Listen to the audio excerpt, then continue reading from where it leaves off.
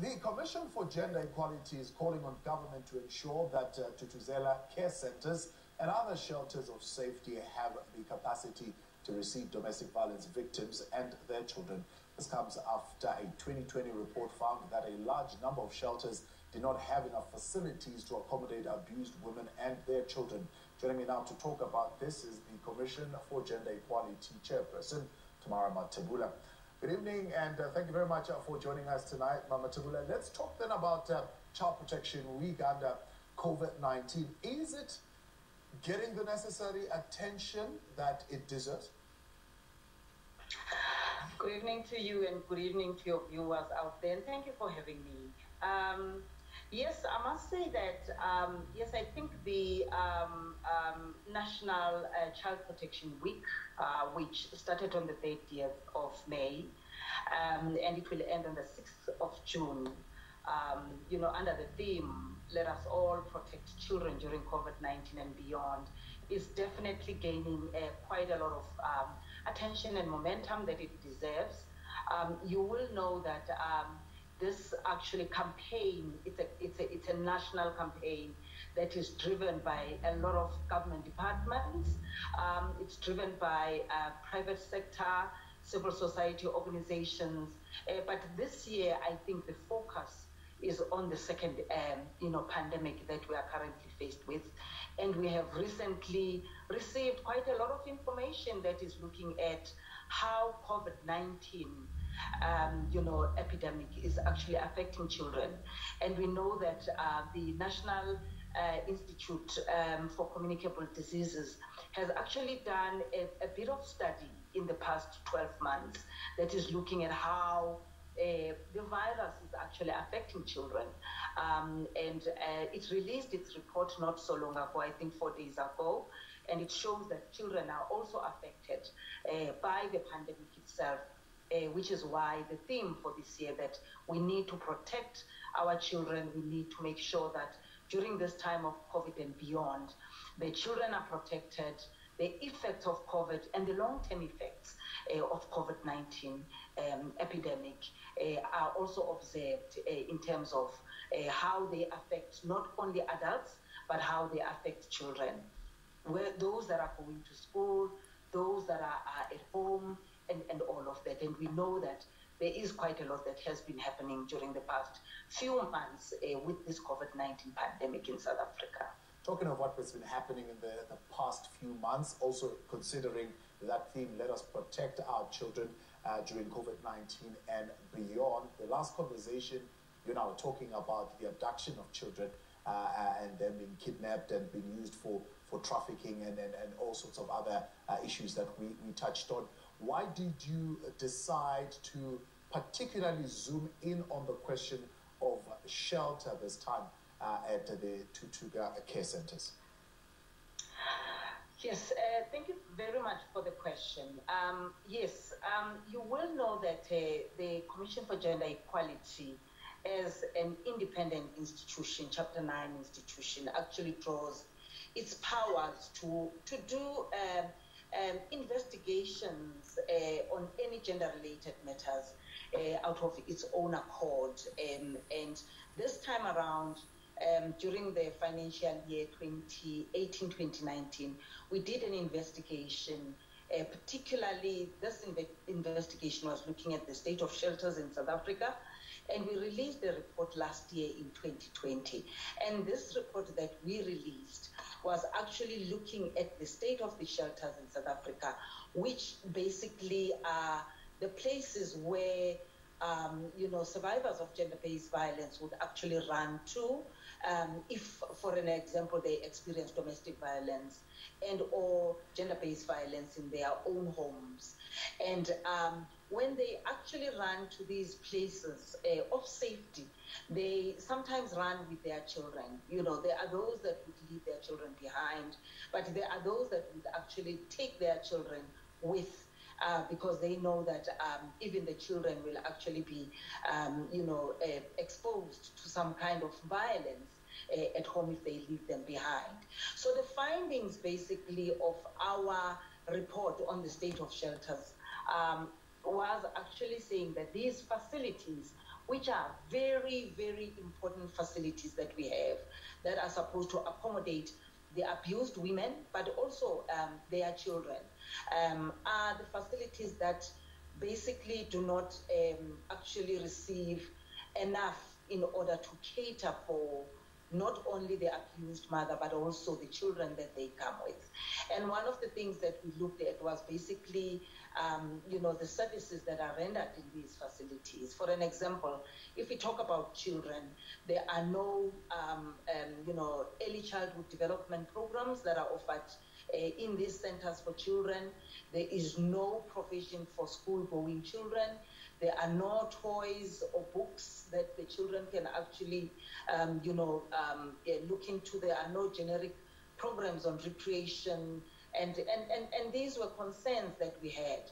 Not to mention that when you visit these centers, there are no separate beds for the mother and the children or the young child that the mother would actually be bringing. So those were some of the concerns that we had, which is why we actually released this important report, and we held some investigative hearings with those departments that were affected to say that the shelters need to be given additional funding to be able to accommodate not only for the abused mother, but also the children that we see as secondary victims of domestic violence or gender-based violence. Give us some insight into the Thuthuzela care centers. Firstly, these are supposed to be one-stop shops for those seeking justice from gender-based violence, and they also form part of our response to rape as a strategy to ensure that while those who have suffered rape are there, they can be able to put their case together and be able to go ahead with the prosecution. So who is responsible for setting up these centers, and what should be in these centers? Thank you very much. And I will speak to the two facilities, because we need to make a distinction between the Thuthuzela care centers as well as the shelters that we're talking about. So the Thuthuzela care centers is a responsibility of the Department of Justice and Constitutional Development in South Africa. And you're quite right that these are supposed to be one-stop shop facilities where women would go to after they have been raped, for an example. So in a typical Thuthuzela care center, you will find that there will be a small clinic with a properly or well-trained nurse in terms of looking at or examining a woman who comes in after an incident. And you will find that there will be a law enforcement person in this facility who would actually follow up on the case and make sure that there is some kind of a follow-up on the perpetrator, and there is something that is actually being done if the perpetrator is found or not found. But I think there is definitely a service under the law enforcement, but also there will be a prosecutor that will actually be taking the case to court and making sure that the case is actually dealt with up to its finality in court. And then there will be a doctor who will examine, and there will be a doctor who will make sure that treatment is ordered and treatment is given, and a facility for children as well in this particular place. So that's a typical Thuthuzela care center that we have. And we do have approximately 50 in the country, and we're looking for more. And I know that government is basically has promised that these will be expanded beyond the number that we currently have. Right. And then you will have a typical facility that is like a shelter. Shelters are predominantly managed by civil society organizations, NGOs, and these facilities are funded by the Department of Social Development, and you find all sorts of facilities, big, small, very small in rural areas, for an example, inadequate, and they also, we found that they are also receiving inadequate funding for them to be able to run effectively and efficiently in those different areas. So if we summarize what your report is revealing, is that the Thuthuzela care centers, you need more of them. So government needs more of them, and they will provide the legal, medical, and the social services that are required. But when it comes to the shelters, their government needs to provide funding. Is that what you're saying? For those shelters which are currently underfunded and therefore are unable to cover all the required interventions? Precisely correct. That's what we are basically saying, that we need expansion of the Thuthuzela care centers. We also need expansion of the shelters themselves, because you will find that even shelters in South Africa are not enough. We do have shelters in all provinces, but you will find that they differ in provinces. Some provinces do have most of the shelters that are predominantly in urban areas, for an example, and nothing in rural areas.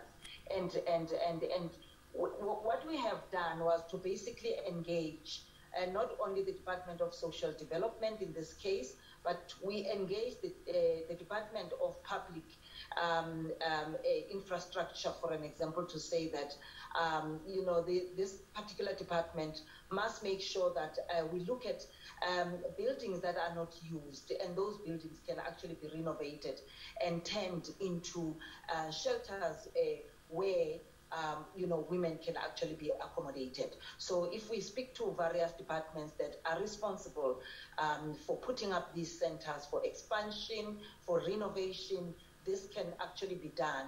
And I know that, ministers are actually dedicated in terms of making sure that these shelters are expanded. For an example, the expansion started in the Western Cape, for an example, and I know that Minister Patricia de Lille was actually quite keen to say that in various areas of the Western Cape, 6 shelters were already renovated, and those places will actually be up and running soon. And I think the next step was to actually look at the Eastern Cape. In some provinces, you will find that there's only 1 shelter or 2 shelters in a very vast province. So we are saying we need to look at government expanding these kind of facilities, because they are important not only for women, but also for abused men as well, who are not accommodated in these centers, and also for abused members of the LGBTI and abused persons with disabilities who are not also accommodated in these facilities. So we are looking at quite a variety of shelters that can accommodate women, men that are also running away from their homes for various reasons. And these are ongoing conversations that we are currently having with government. Chairperson, I appreciate your time, and thank you very much for joining us. That is the Chairperson for the Commission for Gender Equality, Tamara Mathebula. When we continue